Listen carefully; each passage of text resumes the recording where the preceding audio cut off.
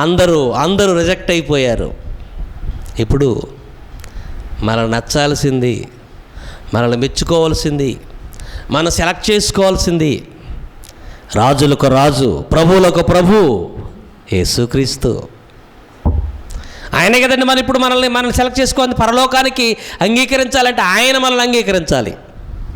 కాబట్టి ఆ రాజు ఎస్తేరును సెలెక్ట్ చేసేటప్పుడు ఒక లోక సంబంధమైన రాజే తన భార్యగా సెలెక్ట్ చేసుకోవడానికి ఎంతమందిని రిజెక్ట్ చేశాడు. తనకు నచ్చిన క్వాలిటీస్ ఉన్నటువంటి ఎస్తేరుని సెలెక్ట్ చేసుకున్నాడు.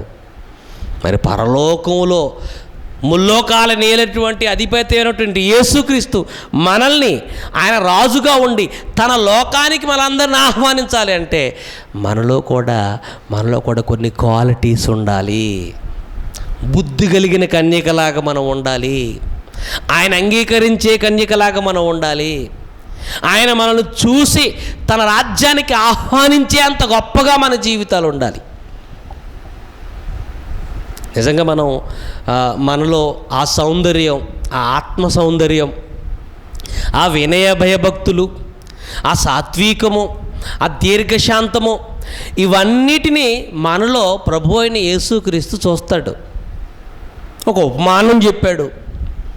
నేను రెండవసారి వచ్చేసిన తర్వాత ఎవరిని నా రాజ్యానికి తీసుకుని వెళ్ళిపోతాను అని అంటే దానికి ఒక ఉపమానం చెప్పాడు. మత్తయి సువార్త 25వ అధ్యాయం 1వ వచనం నుంచి చూస్తుంటే అక్కడ ఒక ఉపమానం చెప్తున్నాడు. చూడండి ఏమంటున్నాడు చూడండి.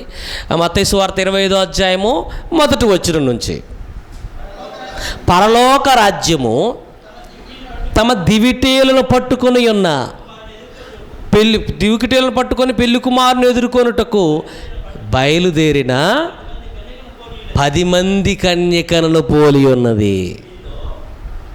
10 మంది కన్యకలు అంటున్నాడు చూడండి. తమ పెళ్లి కుమారుణ్ణి ఎదుర్కొనుటకు దివిటీలను పట్టుకొని ఎదుర్కొనుటకు సిద్ధంగా ఉన్నటువంటి 10 మంది కన్యకలను పోలి ఉన్నది అన్నాడు చూడండి.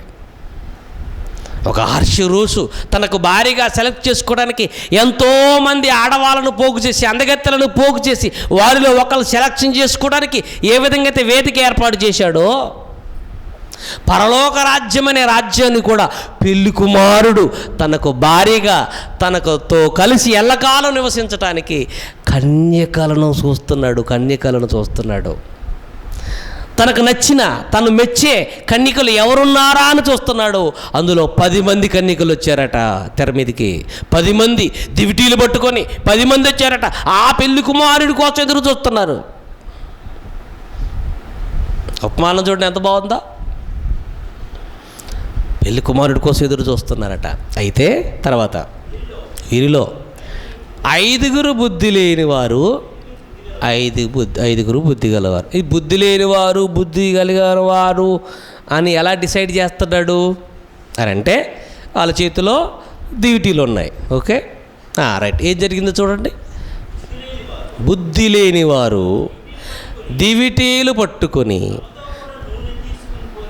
తమతో కూడా నూనె తీసుకొని పోలేదు. బుద్ధి గలవారు తమ దివిటీలతో కూడా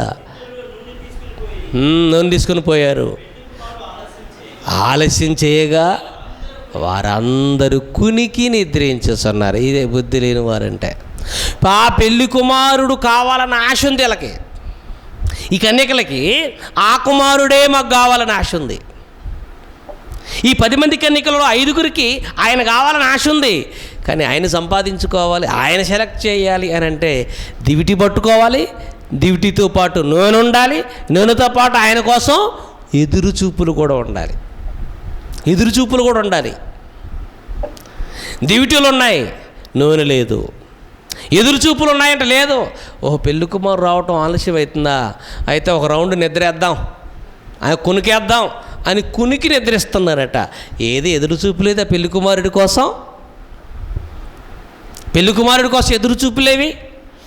ఆ కన్యకలు సంఘము అనుకుంటే ఆ సంఘములో మనం లేవా? ఆ కన్యకలు సంఘము అని అనుకుంటే ఆ సంఘంలో మనం లేవా? నూనె వాక్యము అని అనుకుంటే నూనె పరిశుద్ధాత్మ దేవుడు అని అనుకుంటే, నూనె ఒకవేళ రకరకాల సాదృశ్యంగా చెప్తారు.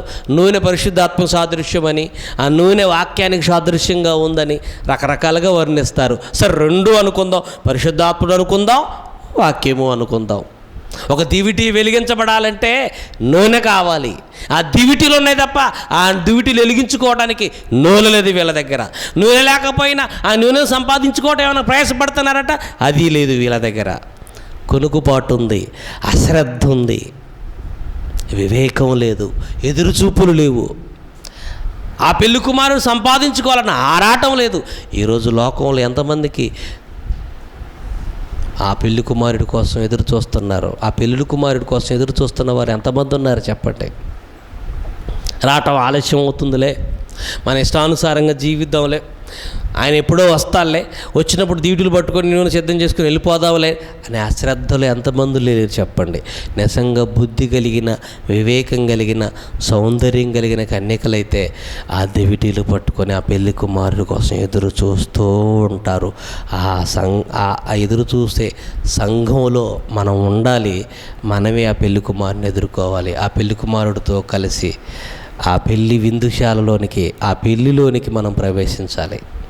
ఒక్కడే పురుషుడికి ప్రధానము చేయబడిన కన్యకగా సంఘం ఉంది. కాబట్టి అహష్వేరోషు తన భార్యను సెలెక్ట్ చేయడానికి ఎన్ని నియమావళులు, ఎన్ని ఆలోచించాడు, ఎంతమందిని నియమించాడు.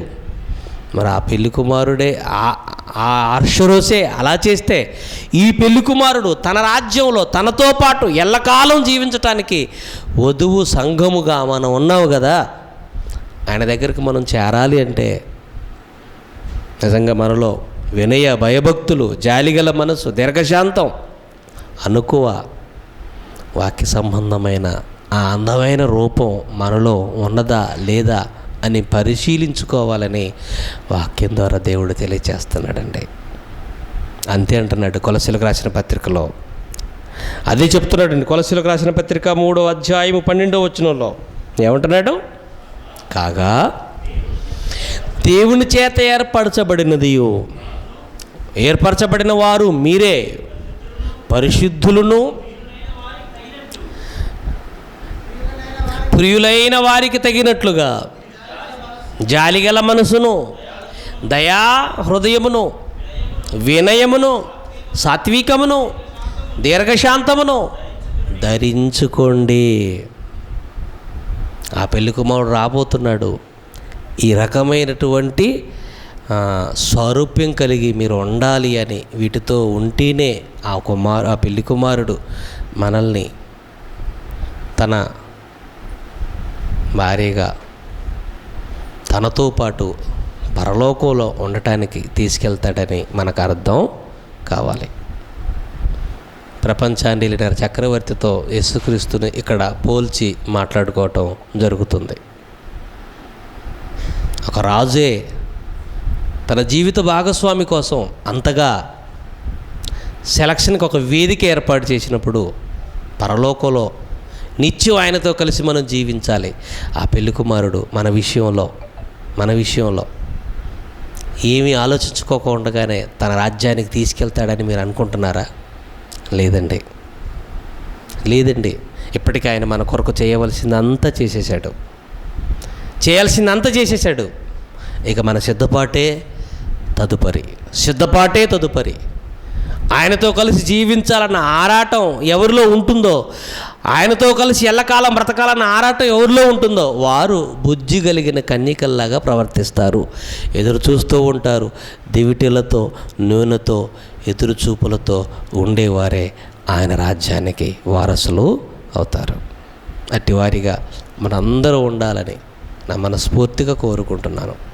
మీలో అందం ఉండాలి, ఆత్మ సౌందర్యం మీలో అనుకువ ఉండాలి, దీర్ఘశాంతం ఉండాలి, జాలిగల మనసు ఉండాలి, దయాళుత్వం ఉండాలి, ప్రియులైన వారికి తగినట్లుగా మీరు ఉండాలని మన గూర్చి మాట్లాడిన మాటలు ఒకసారి మనం అర్థం చేసుకొని దేవునికి నచ్చినట్టుగా దీవించాలని ఈ మాటల ద్వారా మీకు నేను తెలియజేస్తున్నాను. ఆలోచించండి. ఒకరోజు యూదులందరినీ విడిపించడానికి ఎస్తేరు ఎంతగానో ధైర్య సాహసాలు ప్రదర్శించింది. ఆవిడ లేకపోతే యూదా జనాంగం మొత్తం తెగిపోయేది ఆ రోజున. యూదుల